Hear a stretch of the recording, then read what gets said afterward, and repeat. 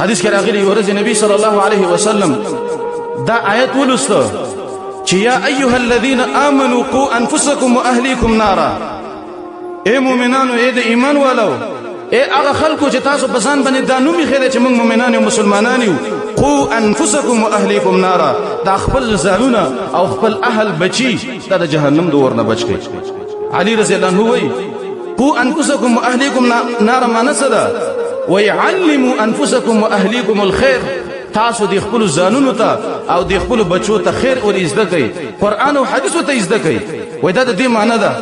او به الله رب العالمین دلته دسه وای چې وقودها الناس والحجاره، ځان د جهنم نه بچ کوي. دسه ور دي چې د دې خشاک هغه ګټي دي او خلک دي. وقودها الناس والحجاره، او په دنیا په ور کې چې سوځي هغه خشاک سوځي، خو د جهنم په ور کې ګټي سوځي. ګټي دا سره کم ګټي دي، د دنیا د ګټو په شان ګټي نه دي. ابن کثیر رحمه الله ذکر کړی دی، وای دا ګټي چې دي د دینم کبریت دی. کبریت یو رقم کانه دی چې هغه د بدن پسې زر نه خلی، او دویم دسه دی چې دا ور ډیر زر اخلي، او دریم په کبریت کانه کې دا صفت دی چې ډیر بدبوې ده، دسه کانه په جهنم کې سوځي. او به الله رب العالمین وای چې علیها ملائکه، په دې جهنم چې کوم څوکیداران ملائکه دي، غلاظ د دې ملائکه د طبيعتونو ډیر سخت دي، خبرې ډیر سخت دي، اخلاق ډیر سخت دي. او شداد د دغه ملائکه د گزارونه ډیر سخت دي، دسه ملائکه په جهنم چې مقرر دي. او لا يعصون الله، دلنا فرمانی نه کوي دغه ملائکه، ويفعلون ما يؤمرون، او څه چې الله رب العالمین امر وکي په هغه باندې عمل کوي. د دنیا په جیل کې قانون دی، کله چې انسان په دنیا کې جیل ته لاړ شي نو هغه د جیل چې کوم څوکیدار دی، عسكر وغیرہ، دا هغه سره خبره جوړه کی وته وي چې خیر دی مال الله اواره کسبه د جیل نه وزما، او خیر دی طالب روپۍ درکم او دا بل وکم دا بل وکم. په جهنم ته چې کله لاړې نو به د جهنم د څوکیدار سره خبرې نه کیږي. غلاظ یو خبرو سره نشي کوله، دا هغه طبيعتونه ډیر سخت دي، پس لکه رحم نشته په چا باندې. دسه ملائکه په جهنم چې مقرر دي. په جهنم باندې الله رب العالمین ملائکه چې کوم مقرر کړي دي، دا ویلي مقرر کړي ځکه د دې جنس بدل دي انسانانو نه، پس لکه رحم نشته ده.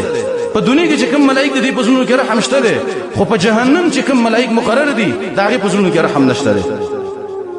او شداد په دنیا کې قانون دی، یو انسان مټو کې طاقت دي، جیل ته چلار شي نو هغه یو عسكر ملک یو داغه نه ټوپک واخلي، یو دروازه ځان تخلاصه کی، بل دروازه ځان تخلاصه کی، د جیل نه ځان روباسي. خو لیکن په جهنم چې کوم څوکیداران دي شداد، هغه ته نخ کتل نه شي، دسه مضبوط دي، هغه سره د زور نشواله، دسه ملائکه دي. به په دنیا کې قانون دی، لا يعصون الله.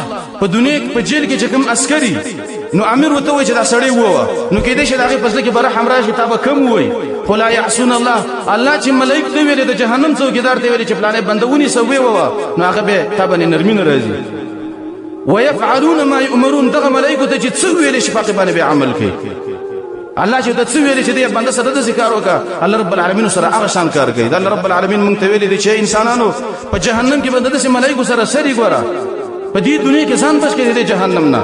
وای نبی صلی الله علیه وسلم چې دا آیت کله ویو، وای صحابه ناس او صحابه وجړل په دې کې یو ځوان او فخر فتن مغشيا عليه، و یو ځوان را پرې وته است به وشاشه په صحابه کې، و چې کله را پرې وته صحابه چې کله وکته و است په دې بیوشي کې د نساخته و او د پات شو.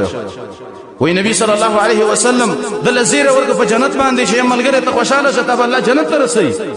وای صحابه ویل چې رسول الله من بیننا، زمون د ټولو ما بین ته یو ته د جنت زیره ورکو، یا رسول الله ارمان کدا زیره زمون د پاره وي.